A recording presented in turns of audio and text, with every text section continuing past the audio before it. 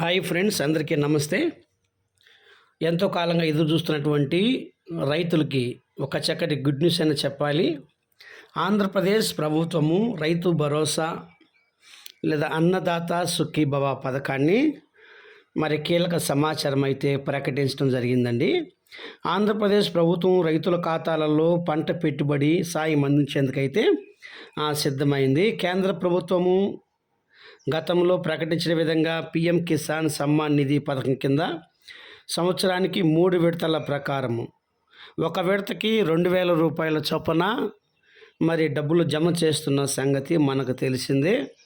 దీంట్లో పాటుగా ఆంధ్రప్రదేశ్ ప్రభుత్వము కూడా రైతుల ఖాతాలలో ఏడాదికి 6,000 రూపాయల చొప్పున మరి జమ చేస్తామని కూడా చెప్పడం జరిగింది. ఏది ఏమైనా మరి మోదీ ప్రభుత్వం ఇచ్చినటువంటి తర్వాత ఇప్పటి వరకు 19 సార్లు పీఎం కిసాన్ సమ్మాన్ నిధి పథకం కింద రైతుల ఖాతాలలో డబ్బులు జమ చేయడం జరుగుతూ ఉంది. అయితే నిర్ణయించిన ప్రకారం జూన్ మరి మొదటి వీక్లో ఆంధ్రప్రదేశ్ రాష్ట్రంలో ప్రతి రైతుకు 2,000 రూపాయలు వేయటానికి ప్రతి 4 మాసాలకు ఒకసారి క్రమం చొప్పున వేయటం జరుగుతూ ఉంది. అయితే ఆంధ్రప్రదేశ్ రాష్ట్రంలో కూడా కూటమి ప్రభుత్వం ఏర్పాటైన తర్వాత గత సంవత్సరంలో అయితే రాష్ట్ర ప్రభుత్వం అయితే అన్నదాత సుఖీభవ పథకం కింద డబ్బులు అయితే జమ చేయలేదు.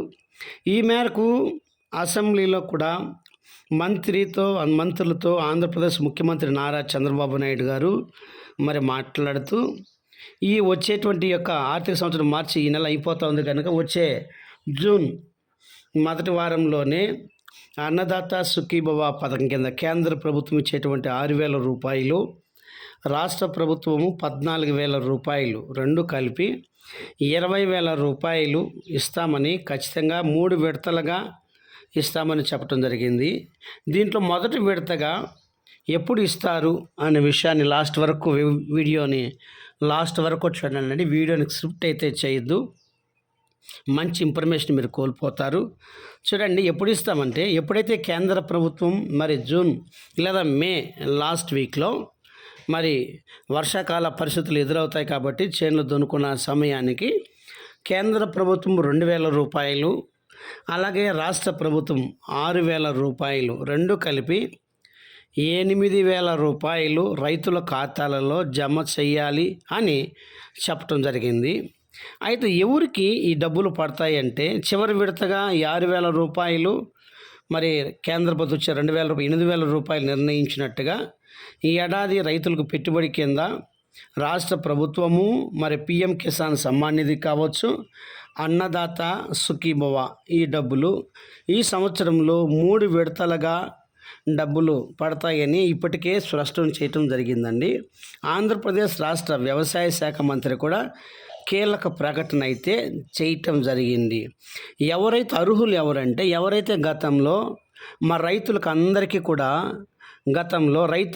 ఒక ఐడెంటిటీ కార్డ్, ప్రతి రైతుకు కూడా ఫార్మర్ ఐడి కార్డ్ అని ఒకటి చేయటం జరిగింది.